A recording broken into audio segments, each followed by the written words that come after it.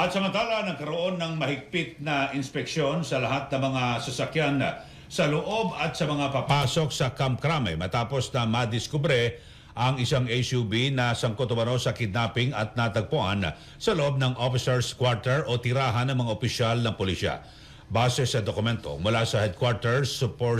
Support Service o HSS, magkakaroon ng joint collaboration ng PNP Highway Patrol Group at IMEG at HSS kung saan target ng operasyon ng mga pulis na lumalabag sa batas partikular na gumagamit ng mga recovered vehicle.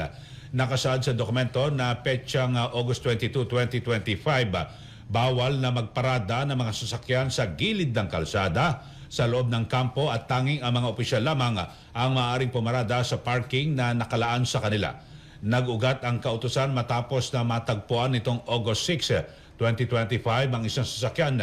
na umano'y biktima ng rent tangay at sinakyan ng 3 Chinese national at isang Pinay na biktima ng kidnapping. Samantala, hindi naman kinumpirma ng PNP-HPG ang nasabing dokumento at sinabing regular lang umano ang kanilang ginagawang inspeksyon sa mga pumapasok na sasakyan sa loob ng kampo upang masigurong walang paglabag sa batas ang gamit na sasakyan ng mga ito.